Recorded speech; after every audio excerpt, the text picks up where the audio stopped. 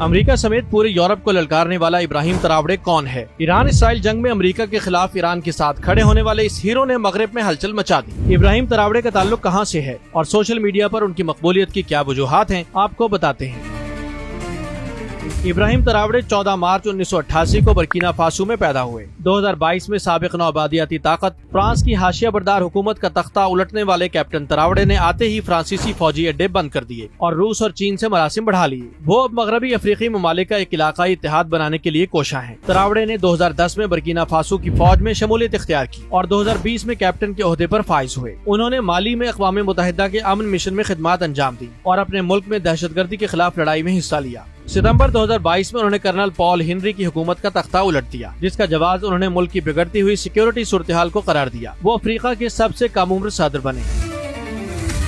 تراوڑے نے ملک میں سیکیورٹی کو بہتر بنانے کے لیے رضاکاروں کی دفاعی فورس کو مضبوط کیا اور ریپڈ انٹرونشن بٹالین تشکیل دی۔ تاہم ان کی حکومت پر انسانی حقوق کی خلاف ورزیوں کے الزامات بھی عائد ہوئے ہیں، جن میں شہریوں کے خلاف کارروائیاں شامل ہیں۔ تراوڑے کی شخصیت افریقہ کے نوجوانوں میں مقبول ہے، جو انہیں ایک انقلابی رہنما کے طور پر دیکھتے ہیں۔ ان کی سوشل میڈیا پر موجودگی اور روسی میڈیا کے ذریعے ان کی تصویر کشی نے ان کی مقبولیت میں اضافہ کیا ہے۔ کپتان ابراہیم تراوڑے نے بظاہر تو اپنے ملک کے قدرتی ذخائر، جن میں سونے کی بے پناہ کانیں اور پلیٹینیم کے وافر ذخائر بھی موجود ہیں، کو بچانے کے ایجنڈا سامنے لائے ہیں۔ انہوں نے اپنے ملک کی بہتری کے لیے وہاں پر فیکٹریاں بھی لگائیں اور 3 سال کے اندر اندر ملک کا نقشہ بدل کے رکھ دیا۔ ملکی مفادات کے لیے انہوں نے بڑے بڑے فیصلے بھی کیے۔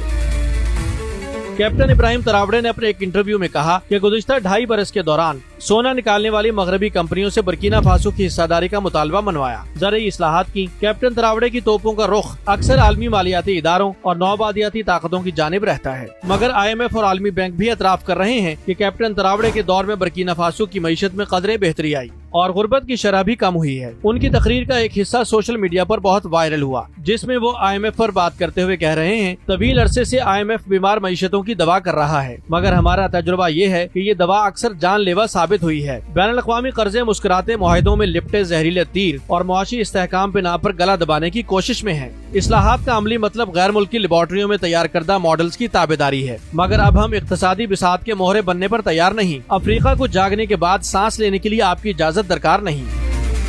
ان کا مزید کہنا تھا کہ کہیں یہ نہ سمجھ لیا جائے کہ میں قرضوں کی تنسیخ کی بھیک مانگ رہا ہوں یا شرائط میں نرمی کی وکالت کر رہا ہوں۔ میں وہ بتانے کی جرت کر رہا ہوں جو اکثر افریقی رہنما بتانے سے ہچکچاتے ہیں۔ ہمارے جواہرات سے مغرب کا خزانہ بھرتا رہے اور ہم ان کی شرائط پر ناچتے رہیں، ہرگز نہیں۔ ہم کسانوں کو اپاہج کرنے والی پالیسیوں اور نوجوانوں کو جنم بھومی چھوڑنے پر مجبور کرنے والی دھن پر اور نہیں تھرکنا چاہتے۔ اچھی گورننس کا مطلب یہ ہرگز نہیں کہ اپنی قومی دولت بیرونی کمپنیوں کے مسکراتے مشیروں کے حوالے کر دی جائے۔ میرا سوال ہے کہ یورینیم، کوبالٹ اور زرخیز زمین سے مالا مال کوئی قوم آخر غریب کیسے ہو سکتی ہے؟ کیسے ایک بر اعظم پوری دنیا کی صنعت کو ایندھن فراہم کرتا ہو مگر اپنے بچوں کا پیٹ بھرنے سے قاصر ہو؟ اصلاحات کا عملی مطلب غیر ملکی لیبارٹریوں میں تیار کردہ ماڈلز کی تابعداری ہے، مگر اب ہم اقتصادی بساط کے مہرے بننے پر تیار نہیں۔ افریقہ کو جاگنے کے بعد سانس لینے کے لیے آپ کی اجازت درکار نہیں۔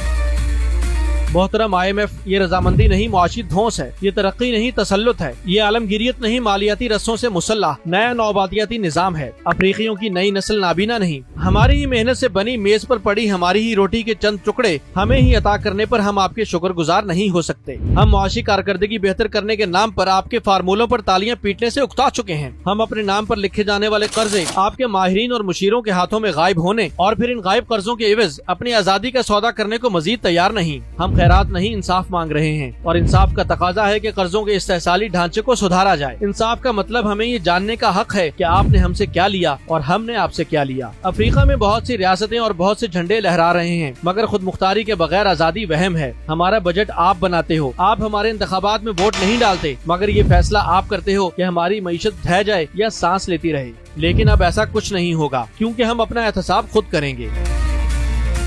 دوسری جانب ایران اسرائیل جنگ کے دوران امریکہ کی دخل اندازی پر جہاں روس اور چین ایران کے ساتھ کھڑے تھے اور امریکہ کے حملے کی مزاحمت کی، وہیں برکینا فاسو بھی ایران کے ساتھ کھڑا نظر آیا اور امریکی حملے کی شدید مزاحمت کی، جس سے مغربی دنیا میں ہلچل مچ گئی۔ برکینا فاسو کے صدر ابراہیم تراوڑے کا کہنا ہے کہ ہم لڑ رہے ہیں اس لیے نہیں کہ ہم لڑنا چاہتے ہیں، بلکہ اس لیے لڑ رہے ہیں کیونکہ ہم پر حملہ ہوا تھا۔ ہم سب لیڈرز کو پیغام دیتے ہیں کہ ہم تیار ہیں، اور انہوں نے اپنے نوجوانوں کو کہا کہ آگے بڑھو اور اپنے آباء و اجداد کی قربانیوں کو رائیگاں نہ جانے دو، کیونکہ اب ہماری ذمہ داری ہے اپنی سرزمین کی حفاظت کرنا۔ ہمیں صرف اپنے لیے نہیں لڑنا بلکہ اپنی آنے والی نسل کے لیے بھی لڑنا ہے، تاکہ ہماری آنے والی نسل آزادی سے زندگی گزار سکے۔